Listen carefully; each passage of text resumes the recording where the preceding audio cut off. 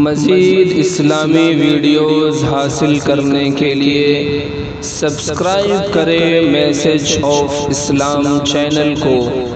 السلام علیکم ورحمۃ اللہ وبرکاتہ۔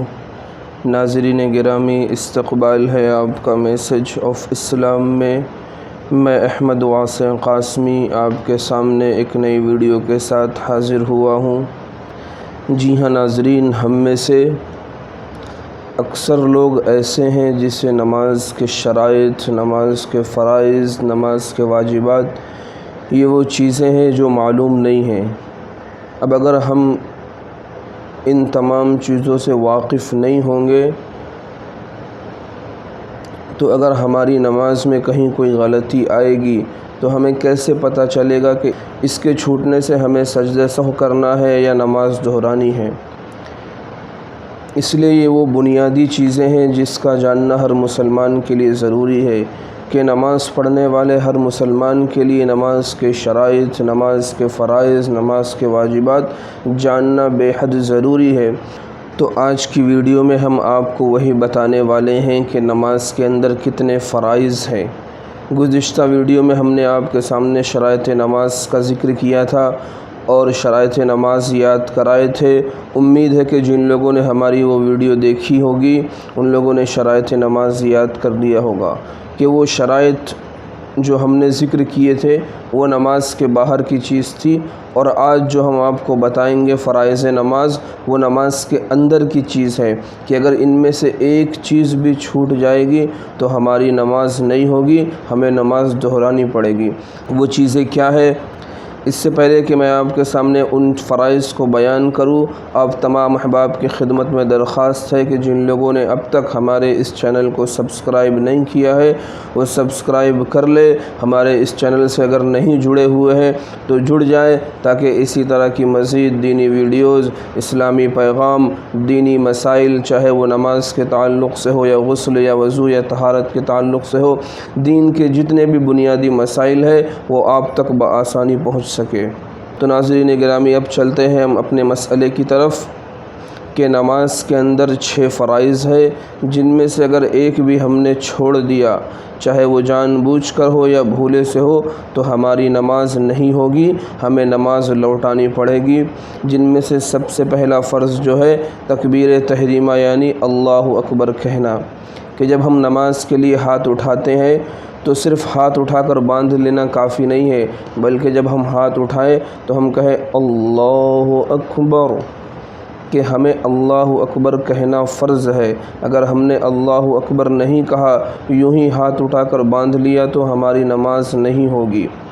دوسرا فرض ہے قیام یعنی کھڑا ہونا، کہ نماز کے لیے کھڑا ہونا فرض ہے۔ اگر انسان قیام پر قادر ہے، اس کے باوجود اگر وہ کرسی پر بیٹھ کر یا زمین پر بیٹھ کر نماز پڑھ رہا ہے تو اس کی نماز نہیں ہوگی، اس لیے کہ قیام جو ہے وہ نماز کے اندر فرض ہے۔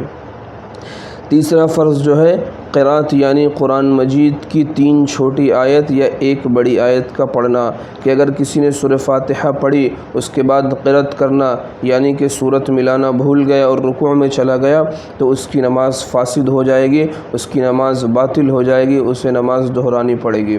اس لیے تیسرا فرض جو ہے قرأت یعنی قرآن مجید کی 3 چھوٹی آیت یا 1 بڑی آیت کا پڑھنا۔ چوتھا فرض ہے رکوع کرنا، کہ قرأت کے بعد ہم رکوع کریں، ایسا نہ ہو قرأت کرنے کے بعد ہم سیدھا سجدے میں چلے جائیں اور رکوع ہمارا غائب ہو جائے۔ اگر ہم رکوع کے بغیر سیدھا سجدے میں چلے گئے اور رکوع ہم سے چھوٹ گیا تو بھی ہماری نماز نہیں ہوگی، ہمیں نماز دہرانی پڑے گی۔ تو چوتھا فرض جو ہے وہ رکوع کرنا۔ پانچواں فرض دونوں سجدے کرنا، کہ اگر دونوں سجدوں میں سے ہم نے صرف ایک سجدہ بھی کیا تو بھی ہماری نماز نہیں ہوگی، ہمیں نماز لوٹانی پڑے گی۔ چھٹا فرض جو ہے وہ یہ ہے کہ قاعدہ اخیرہ کے اندر التحیات کی مقدار بیٹھنا، یعنی ہم 4 رکعت والی نماز میں اخیر میں جو التحیات پڑھنے بیٹھتے ہیں اس میں اتنی مقدار بیٹھنا، اتنی دیر تک بیٹھنا جتنے دیر ہم التحیات پڑھ سکتے ہیں۔ اسی طرح اگر 2 رکعت والی نماز ہے اس کے اندر بھی ہمیں اتنی ہی مقدار بیٹھنا ہے جتنے دیر تک ہم التحیات پڑھ سکتے ہیں۔ اگر 3 رکعت والی نماز ہے یا 4 رکعت والی نماز ہے اور ہم 2 رکعت پر بیٹھنا بھول گئے اور ہم کھڑے ہو گئے تو ہماری نماز نہیں ہوگی، ہمیں نماز دہرانی پڑے گی۔ تو ناظرین، یہ نماز کے فرائض تھے جو میں نے آپ کے سامنے بیان کیے۔ آپ حضرات اسے نوٹ بھی کر لیں اور ان 6 فرائض کو یاد کر لیں تاکہ آپ کے ذہن میں یہ تمام چیزیں رہیں۔ جب آپ سے نماز میں کوئی غلطی ہو، اگر ان 6 چیزوں میں سے اگر کوئی بھی غلطی ہوئی ہوگی تو آپ کو نماز لوٹانی ہوگی۔ اس کے علاوہ اگر کوئی دوسری غلطی ہوگی تو اس کے الگ مسئلے ہیں، وہ انشاءاللہ آگے آپ کے سامنے بیان کیے جائیں گے، لیکن آپ ان 6 فرائض کو ضرور یاد کریں اور ان کو اپنے دوست احباب تک ضرور شیئر کریں تاکہ وہ لوگ بھی ان مسائل کو سیکھ سکیں اور نماز اپنی درست کر سکیں۔